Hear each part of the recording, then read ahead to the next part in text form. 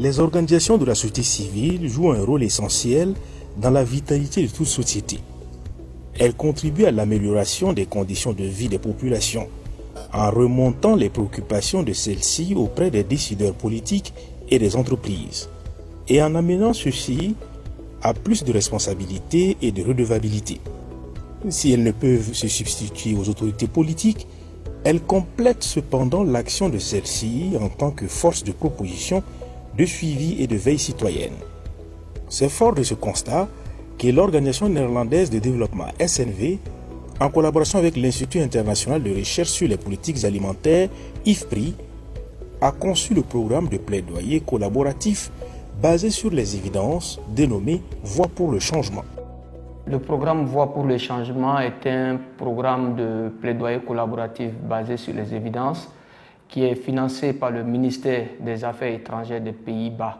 Ce programme-là vise à renforcer les capacités des organisations de la société civile. Nous avons identifié 3 thématiques majeures, à savoir la thématique sécurité alimentaire et nutritionnelle, et la thématique résilience pastorale et enfin la thématique énergie renouvelable.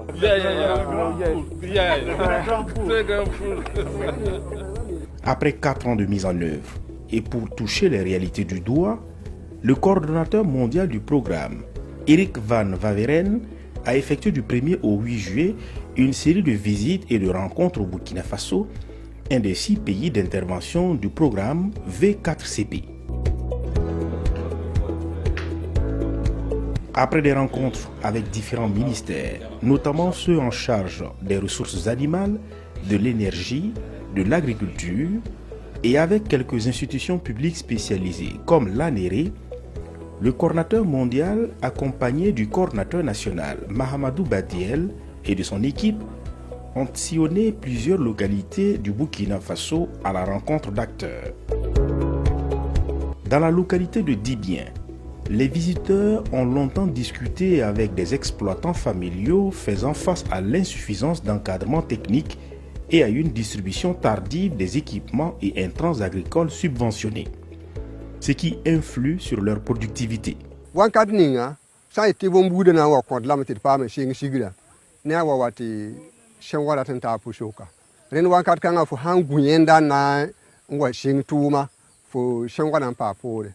Ya tila wankat kanga ti ton to ba bombu ni shi him pata ton dabo wa man ime papa ha ton pa ngoi lem pa ha yibu angara kaye ton watam budame lat angara ningti angara kaye fo hanlem pata ton la fo paton jeme hene showe texe fo patem pam angara ba bil fo ningu kiwe la fo panga me han pa wawo ti fo ton jeme hene showe texe récolte wankat sangwa tatiam yaga lamda fo la han patron on ko wisho ya angere wala harat kay patron gam bebe fo han yaka nin kiwa han kala wa pa shek lamda ti fo ko lamda ti samni yok fo samda han yok fo ya wala sama yam je pêché au fin gilli bula nam sa neba nde ne baligidi. L'appui conseil certes existe mais ne couvre pas chaque producteur. L'idéal serait que à côté de chaque producteur il y ait un agent d'agriculture pour les accompagner. Mais nous n'en sommes pas là. Au niveau donc de la province du Tuy, notre effectif est de 43 personnes. Dans chaque commune, nous avons en moyenne 2 à 3 agents. Or, nous savons que dans les communes, il y a plus de 6 villages, ce qui veut dire que les agents, chaque agent ne peut pas avoir un village encadré. Et ainsi, compte tenu aussi du nombre élevé parfois des producteurs, ça fait que chaque producteur n'a pas l'appui conseil suffisant à même de lui permettre de dire qu'il a l'accompagnement en temps plein. Des difficultés portées par des organisations de la société civile auprès des décideurs afin que des solutions durables soient trouvées. Et cela a payé. Les OSC ont exprimé le besoin d'avoir un accompagnement consistant de l'État en matière de semences améliorées parce que justement, aujourd'hui, c'est seulement 6% des besoins des producteurs qui sont donc satisfaits en matière de semences améliorées. Nous pouvons être fiers des résultats. Cette année, par exemple, les OSC ont attiré l'attention du nouveau ministre de l'Agriculture sur l'envoi tardif des semences améliorées et des engrais vers les exploitants familiaux. Mais aujourd'hui, nous sommes heureux de constater qu'au mois de mai, les producteurs avaient déjà les semences améliorées et les engrais. À Banfora, les pasteurs, quant à eux, se sentent comme pris dans un piège entre le changement climatique qui affecte la disponibilité du pâturage et de l'eau d'une part, et l'expansion des cultures qui empiètent sur les aires pastorales d'autre part. Avant, il y avait la biomasse. Actuellement, il n'y a plus la biomasse parce qu'il pleut moins. Quand il va pleuvoir une semaine, il faut 15 jours ou 20 jours avant qu'il ne pleuve. Donc, toute l'herbe qui devait se reproduire n'arrive pas à se reproduire. Et ensuite, le moment où on s'apprête pour faire l'activité telle que la transhumance, on peut le faire à une date un peu non sûre. Parce que avant nous, on prévoyait partir en transhumance peut-être vers mars ou vers février. Mais actuellement, si tu quittes vers février, tu ne peux plus atteindre là où tu veux parce qu'il y a problème d'eau sur la route. Ça entraîne certains conflits, notamment le conflit à l'accès à ces ressources. Un deuxième défi majeur aujourd'hui que le Burkina et la sous-région ouest africaine, notamment le Sahel, fait face, c'est surtout la question de la sécurité. Et avec tout ce qu'on rencontre comme difficultés sécuritaires, le mouvement des animaux, la pratique de la transhumance et la mobilité du bétail de manière globale est devenue une contrainte majeure pour la plupart de nos éleveurs, pasteurs et agro-pasteurs. Que faire pour y remédier? Question difficile, mais qui ne manque pas de réponse. Il faut améliorer les cadres législatifs et réglementaires. On a déjà une loi d'orientation relative au pastoralisme qui existe au Burkina depuis 2002. En 2002, le contexte a beaucoup changé. Donc le groupe se dit, si on améliore le cadre législatif et réglementaire, ça veut dire, et on l'applique. Du coup, notre plaidoyer porte sur la promotion en fait, de l'élaboration, de l'adoption et de la mise en application surtout d'une nouvelle loi relative au pastoralisme.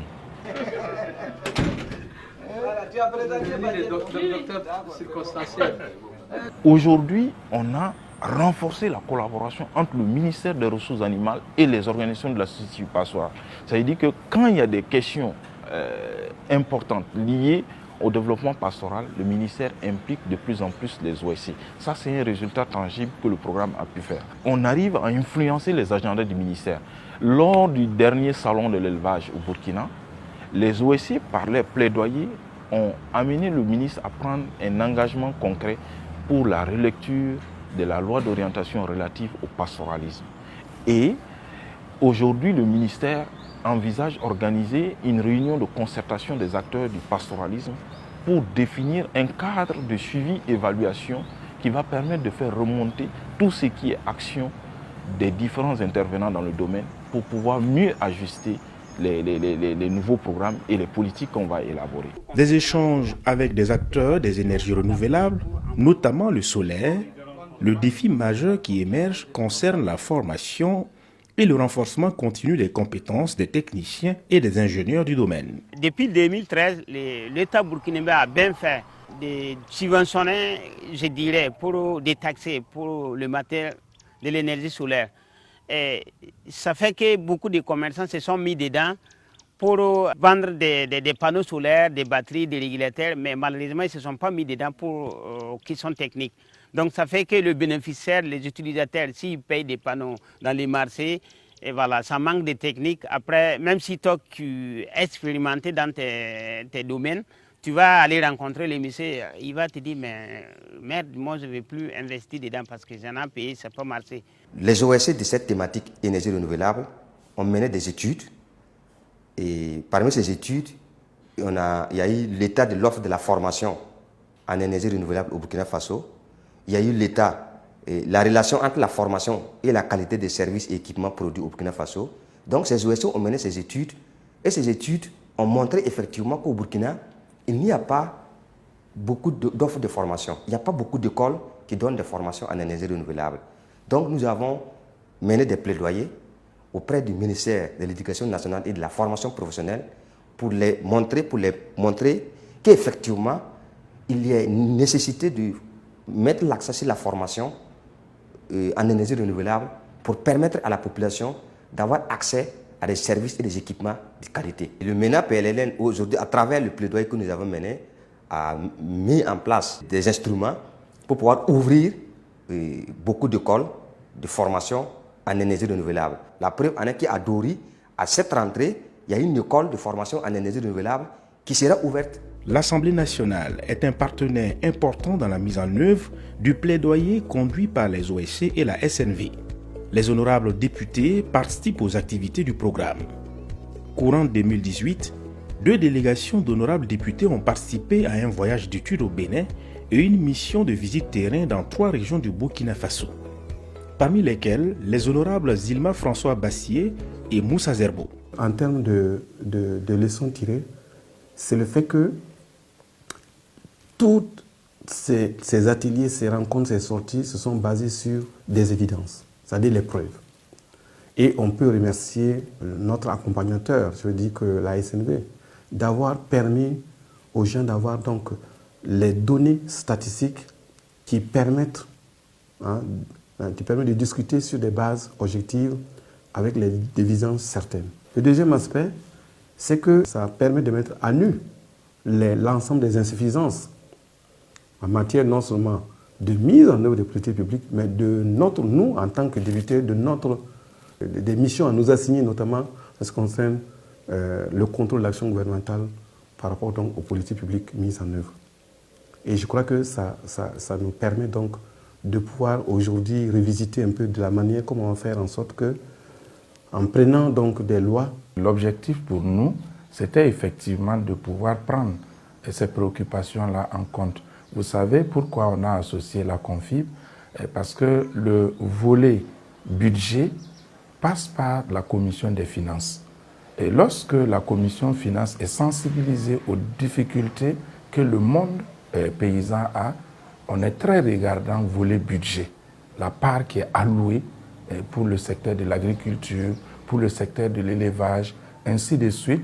Donc, c'est vous dire que c'est des volets qui ont été intégrés dès notre retour. Autant d'éléments qui vont permettre à l'équipe du programme de mieux orienter la rédaction d'une prochaine phase du programme, Voix pour le changement, qui en plus du Burkina Faso est mis en œuvre au Kenya, au Rwanda, au Ghana, au Honduras, en Indonésie. Après 4 années de mise en œuvre, et nous avons eu l'heureuse occasion d'avoir le coordinateur mondial qui a visité notre pays pour voir comment est-ce que ce programme-là est mis en œuvre. Nous ne pouvons pas le mener seul. Il a touché du doigt cette réalité qui montre la collaboration entre notre organisation, la SNV, et le ministère. Il a également vu la collaboration avec l'Assemblée nationale. C'est l'occasion pour moi de féliciter et de remercier également l'engagement des autorités du Burkina Faso à la réussite de ce programme-là.